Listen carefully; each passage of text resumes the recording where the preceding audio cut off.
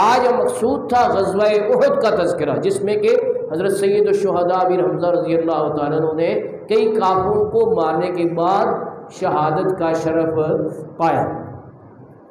تو اسی جنگ میں بڑے بڑے ایمان افروز واقعات جو ہیں وہ ظاہر ہوئے ہیں، جیسے ایک صحابی رسول ہے حضرت عمر بن جموح رضی اللہ عنہ، یہ پاؤں سے لنگڑے تھے۔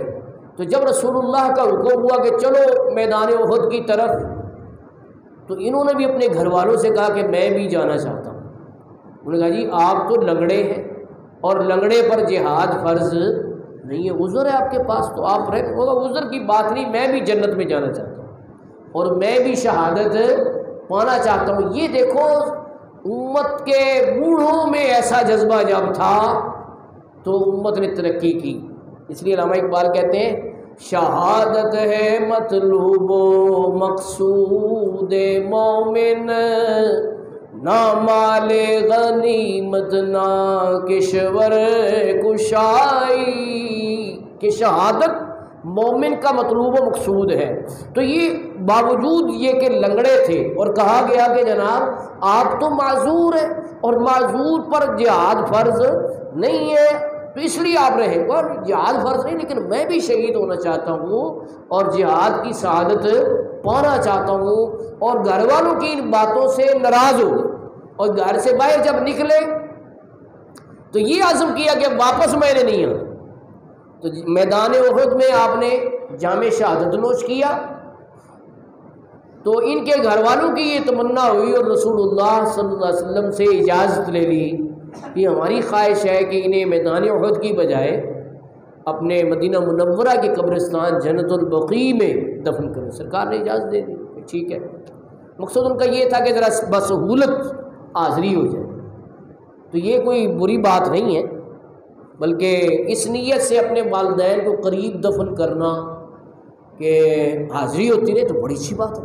کیونکہ فرمایا جو روز جمعہ والدین دونوں یا ایک کی قبر کی زیارت کرے اور سورۃ یاسین شریف پڑھے وہاں پہ، اس کی بخشش ہو جائے گی۔ والدین کو جو رتبہ ملے گا سو ملے گا، جو حاضر ہوتا ہے ان کی قبروں پہ تو اللہ تعالیٰ اس سے خوش ہوتا ہے کہ اس نے مرنے کے بعد بھی والدین کو بھلایا نہیں ہے، ان کے ساتھ نیکی کر رہا ہے۔ تو ان کا مقصد یہ تھا حضرت عمر بن جموح کے گھر والوں کا کہ احد دور ہے، اس وقت کے مدینہ منورہ سے تقریباً 3 میل کے فاصلے پر تھا۔ اب تو اللہ کا فضل ہے شہر پھیلتے پھیلتے احد سے بھی آگے چلا گیا ہے، لیکن اس دور میں کچھ فاصلہ تھا، ان کا یہ ممکن ہے سستی پیدا ہو جائے دور ہونے کی وجہ سے، تو ہم ان کو آج ہی ان کا جسد خاکی مدینہ منورہ لے جاتے ہیں اور جنت البقیع میں دفن کر دیتے ہیں۔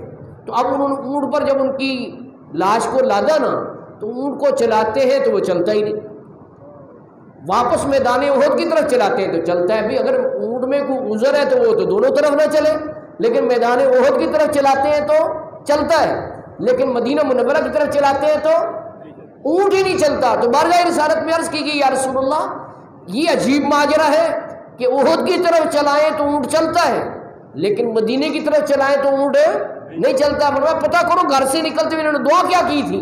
جب پتہ کیا گیا تو گھر سے نکلتے انہوں نے یہ دعا کی تھی یا اللہ مجھے اپنے گھر واپس نہ لوٹانا، مجھے اپنے گھر واپس۔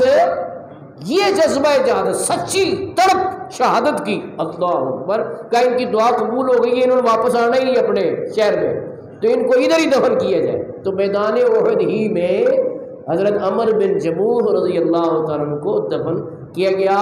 اور ان کا آخری جملہ یہ تھا، ایک تو میں گھر واپس نہیں آنا چاہتا اور دوسرا یہ کہ میں بھی اپنے لنگڑے قدم سے جنت کے باغوں کی سیر کرنا چاہتا ہوں۔ تو اللہ نے ان کی تمنا پوری فرما دی۔